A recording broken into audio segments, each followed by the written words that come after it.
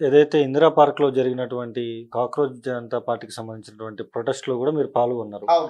పాల్గొన్న తర్వాత గూడా దీనికి సంబంధించినంత వరకు పెద్ద విమర్శలు గూడా వెల్లువెత్తుతున్న పరిస్థితి గూడా ఉంది. అవును. మీరు అసల ఎందుకు ప్రొటెస్ట్ చేసిండ్రంటూ గూడా మిమ్మల్ని సోషల్ మీడియాలో ట్రోల్స్ గావచ్చు, ఇవన్నీ గూడా జరుగుతున్నాయి. ఎట్లా అవును. చూస్తారు అది? నేను ఒక్కనే కాదు కదా బ్రదర్, రాజకీయాలకు అతీతంగా సామాజిక ఉద్యమకారులు, వివిధ ప్రజా సంఘాల నాయకులు, జర్నలిస్టులు చాలా మంది దాంట్లో పాల్గొన్నారు కదా. ఎక్కడో ఉన్నటువంటి లదాఖ్లో ఉన్నటువంటి ఒక సైంటిస్టు అతను కూడా వచ్చాడు కదా. ఢిల్లీలో ఉన్నటువంటి స్టూడెంట్స్ వచ్చారు, తమిళనాడుకు సంబంధించిన స్టూడెంట్స్ వచ్చారు. ఒక తమ్ముడు అయితే నా కార్డు తీసుకున్నాడు, అన్న నేను ఆస్ట్రేలియా నుంచి వచ్చానన్న, మా తమ్ముడు కూడా నీట్ ఎగ్జామ్ రాశాడు అని చెప్పి ఈ మీటింగ్ కోసం వచ్చాడు ఆయన. ఇందిరా పార్క్ ధర్నా ఏదైతే పిలుపునిచ్చారో విద్యార్థులందరూ అందుకోసం వచ్చాడు. దాంట్లో భాగంగా మేము వెళ్ళాం. మేము రాజకీయ పార్టీ కండువ కప్పుకున్నామా? మా రాజకీయ జెండా పార్టీ అంటే సంబంధించినటువంటి జెండాలు అక్కడ ఏమైనా ఎగిరినాయా? లేదు కదా. అందరితో కాదు బ్రదర్, నాకు అర్థం కాదు.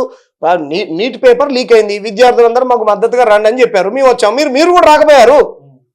మీరు ఎందుకు రాలేదు? మరి బీజేపీ నాయకులు ఎందుకు రాలేదు? మిమ్మల్ని వస్తాంటే ఎవరైనా వద్దన్నారా? మీరు ఎందుకు రాలే? ధర్మేంద్ర ప్రధాన్ రాజీనామా చేయాలని ప్రజలందరూ కోరుతా ఉన్నారు. ఎస్ చేయాలనా లేదా? మేము పోయినాం, విద్యార్థులతో మద్దతుగా మేము నిలబడ్డాం. మీరు కూడా రండి. బీజేపీ నాయకులు రమ్మంటే వస్తా అంటే ఎవరైనా వద్దన్నారా? కాంగ్రెస్ నాయకులు ఎందుకు రాలేదు? ఢిల్లీ కాంగ్రెస్ ఏమో విమర్శిస్తుంది, గల్లీ కాంగ్రెస్ ఏమో దోస్తీ చేస్తుంది. రేవంత్ రెడ్డి తోని అలాయ్ బలాయ్ తీసుకుంటాడు బీజేపీతోని. కిషన్ రెడ్డి మీద కామెంట్స్ చేస్తా ఉన్నాడు ఆయన, ఈయన మెట్రో ట్రైన్ అడ్డుకున్నాడు, అది అడ్డుకున్నాడు. మరి ఇది పేపర్ లీకేజ్ అయింది కదా, మరి దీనికి ఎవరు బాధ్యత వహించాలి? బీజేపీ ప్రభుత్వం మీద ఒక మాట కూడా ఎందుకు మాట్లాడలే రేవంత్ రెడ్డి? కాబట్టి అందులో భాగంగా రాజకీయ నాయకులు వాళ్ళు రాలేదండి. ఇప్పుడు మాకు ప్రేమ ఉంది, విద్యార్థుల పట్ల మాకు రెస్పెక్ట్ ఉంది, అందుకే మేము వెళ్ళినాం. మేమే కాదు కదా, చాలా మంది తులసి చంద్ గారు వచ్చారు, ప్రొఫెసర్ నాగేశ్వరరావు గారు వచ్చారు, ఇంకా చాలా మంది మేధావులు వచ్చారు, తెలంగాణ ఉద్యమకారులు వచ్చారు, విఠలన్ వచ్చాడు. మేమందరం వెళ్ళాం కదా వాళ్ళ పార్టీకి సంబంధించిన నాయకుల. అరే మీరు ఆన్లైన్లో పుట్టినటువంటి పార్టీకే ఎందుకు ఇంత భయపడతా ఉన్నారు? పురుగులు చేసేటువంటి దాడికి, జిల్లా పురుగులు చేసేటువంటి దాడికి ఎక్కడ మొదలైంది పంచాయతీ? అత్యున్నత న్యాయస్థానం అయినటువంటి సుప్రీంకోర్టు జస్టిస్ ఆయన ఏమన్నాడు? కొంతమంది వ్యక్తులు ఆర్టీఐ కార్యకర్తలుగా తయారయ్యారు, డూప్లికేట్ సర్టిఫికెట్లు తీసుకొని ఎల్ఎల్బి పట్టాలు పొంది లాయర్లు అనేటువంటి కోటేసుకొని, ఇలాగే అన్నాడు ఆయన. మీరు చూడండి, లాయర్లో కోటేసుకొని బ్లాక్ మెయిల్కు పాల్పడతా ఉన్నాడు అని చెప్పేసి నిరుద్యోగ యువతను అన్నాడు. మరి నువ్వు ఉద్యోగాలు ఇయ్యి, ఆర్టీఐ అంటే నువ్వు ఆర్టీఐ యాక్ట్ను కూడా ధిక్కరిస్తా ఉన్నావు, నువ్వు ఆర్టీఐ యాక్ట్ను కూడా అవమానిస్తా ఉన్నావు, నువ్వు అంటే నువ్వు చట్టాన్ని అవమానిస్తా ఉన్నావు. అంటే నువ్వు లక్షల కోట్ల రూపాయలు నిన్న ఈ రోజే దొరికాడు ఒక 200 కోట్లు అంట ఒక ప్రభుత్వ అధికారి. మరి వాడు ఆర్టీఐ అయిపోతే ఏం వేస్తారు? తెలుసుకోవద్దా సమాచారాన్ని? నీ పర్సనల్ నీ వ్యక్తిగత జీవితాన్ని అయితే తెలుసుకో. నువ్వు ఏం తింటున్నావు, ఏం తాగుతున్నావు, నువ్వు పబ్లిక్ డొమైన్లో ఉన్నట్టు నువ్వు ప్రభుత్వ అధికారి కదా, నువ్వు ప్రజాప్రతినిధి కదా, నీ దగ్గర ఎంత ఆస్తున్నది, నువ్వేం పని చేస్తున్నావు, ఎక్కడికి వెళ్తున్నావు అని తెలుసుకోవాల్సినటువంటి బాధ్యత అయితే మాకు లేదా? నువ్వు వాళ్ళని అవమానిస్తావు. డిగ్రీ పట్టాలు డూప్లికేట్ సర్టిఫికేట్ మరి నువ్వు అదే 2 కోట్ల ఉద్యోగాలు ఇస్తానా నరేంద్ర మోడీ గారు సంవత్సరానికి 2 కోట్ల ఉద్యోగాలు ఎందుకు ఇవ్వలేదని ఆ జస్టిస్ గారు ప్రభుత్వాన్ని క్వశ్చన్ చేస్తుంటే ప్రజలందరూ నీకే అంటారు, ఈరోజు పార్టీ పుట్టేది కాదు. కాబట్టి దాని వెనకాల ఆపు ఉన్నది, కొంత దేశ వ్యతిరేక శక్తులు ఉన్నాయి అని మాట్లాడుతున్నారు. పవన్ కళ్యాణ్ గారు అలాగే మాట్లాడుతూ ఉన్నారు, ఈ బీజేపీకి సంబంధించిన నాయకులు అలాగే మాట్లాడుతూ ఉన్నారు. దాంట్లో భాగంగా ఎస్ విజిత్ గారు దేశవ్యాప్తంగా వివిధ రాష్ట్రాలలో మీటింగులు పెట్టుకుంటూ ప్రజల్లో ఒక చైతన్యాన్ని నింపుతూ విద్యార్థులందరినీ ఏకం చేస్తూ హైదరాబాద్కు ఒక దగ్గరికి రాలేదు. ఆయన వేరే అన్య కారణాల వల్ల, కొన్ని కారణాల వల్ల రాలేదు. జైపూర్లో, రాజస్థాన్లో మీటింగ్ పెట్టుకుంటే ఆర్ఎస్ఎస్ భావజాలానికి సంబంధించినటువంటి ఒక గుండా, ఒక బీజేపీ కార్యకర్త పోయి దాడి చేశాడు.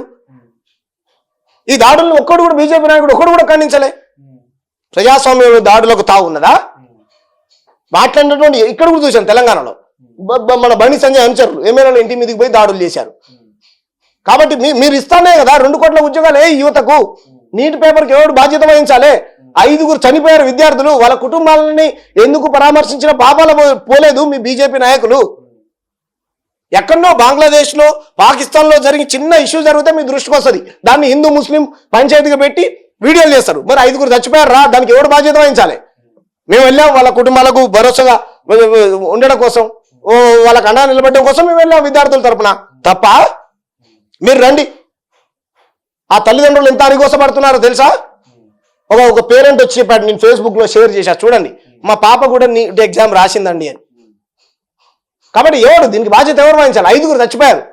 వాళ్ళేం బయట వేరే మతస్థులు కాదు, చచ్చిపోయిన వాళ్ళంతా మళ్ళీ హిందువులే. దానికి ఎవరు బాధ్యత వహించాలి? కాబట్టి మీరు కాక్రోజులు గనక కాక్రోజులకే మీరు ఈ రకంగా భయపడతారు. రేపు పొద్దున ప్రజలు నిజంగా మీరు అంటున్నారు కదా, కాక్రోజులు బ్యాక్టీరియా ఏదేదో తింటాయి, కుళ్ళిపోయినటువంటి ఇది తింటాయి అని మీరు చాలా అవమానకరంగా మాట్లాడుతూ ఉన్నారు. అవునా? నిజంగా ప్రజలు మరి పులులు సింహాలు వేషాలు వేసుకొని వచ్చినాయి అనుకో రోడ్ల మీదకి, మీరు తట్టుకోగలుగుతారా? మీరనే కదా, మేము కాదు అవమానించింది కాక్రోజ్ అని. కొంతమంది పనికిరానటువంటి జర్నలిస్టులు విద్యార్థులను పట్టుకొని కాక్రోజులతో పోలుస్తారా అని అంటా ఉన్నారు. ఆయన జస్టిస్ గారే కదా అన్నది, మేము కాదు కదా. జడ్జి గారు కదా అన్నది, మేము కాదు కదా. ఆయన అన్నటువంటి మాటల్ని కోట్ చేసాం. అవును మేము కాక్రోజులమే, మరి మాకు సమాధానం చెప్పండి, మాకు 2 కోట్ల ఉద్యోగాలు ఇవ్వండి. ఎందుకు 89 సార్లు పేపర్ లీకేజ్ అయింది బ్రదర్. ప్రతి పేపర్ లీకేజ్. అంటే నీ బీజేపీకి అనుకూలంగా ఉండేటువంటి వ్యక్తులకు పేపర్ లీకేజీలు చేసుకుంటావా? వాళ్ళకే ఉద్యోగాలు ఇచ్చుకుంటావా? కాబట్టి ఇదంతా బీజేపీ చేసినటువంటి తప్పుల్ని కప్పిపుచ్చుకోవడం కోసం ఇక వీళ్ళు వెనకాల వాళ్ళు ఉన్నారు వీళ్ళు ఉన్నారు అని చెప్పేసి బీజేపీ నాయకులు చెప్పి వాళ్ళ మీద బురద చేసేటువంటి ప్రయత్నం. భారత రాజ్యాంగం పట్టుకున్నారండి వాళ్ళు, బాబాసాహెబ్ అంబేద్కర్ ఫోటోలు పట్టుకున్నారు, వాళ్ళు భగత్ సింగ్ ఫోటోలు పట్టుకున్నారు, దేశ స్వతంత్ర సమరయోధుల ఫోటోలు పట్టుకొని దీక్షలో పాల్గొన్నారు, జాతీయ జెండాలు పట్టుకున్నారు.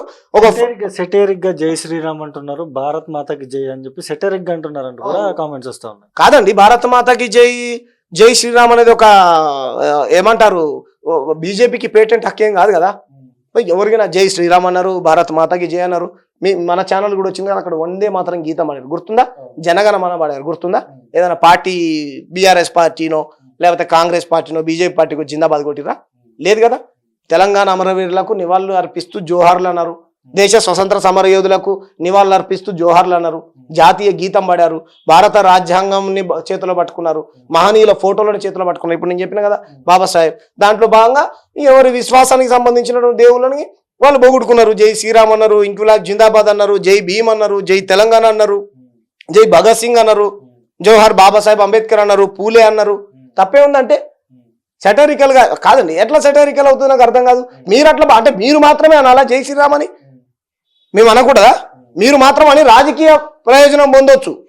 మరి అక్కడ ఉన్నటువంటి వాళ్ళు కూడా హిందువులే, అందుకే అని ఉంటాడు. తప్పే ఉందంటే అంటే తప్పే ఉంది. ఎవరన్నారు అలా? ఎవరు అంటున్నారు సెటారికల్ గా? వాళ్ళు దేవునితో రాజకీయం చేసేది వాళ్ళండి, దేవుని అవమానించేది వాళ్ళు. మేము ఏ మత విశ్వాసాలకు కూడా వ్యతిరేకం కాదు. మీరు మతాన్ని అడ్డం పెట్టుకొని రాజకీయాలు చేసుకుంటూ గద్దెనెక్కి నిరుద్యోగుల సమస్యను పట్టించుకోవట్లేరు, పేపర్ లీకేజ్ అవుతుంటే పట్టించుకోవట్లేరు.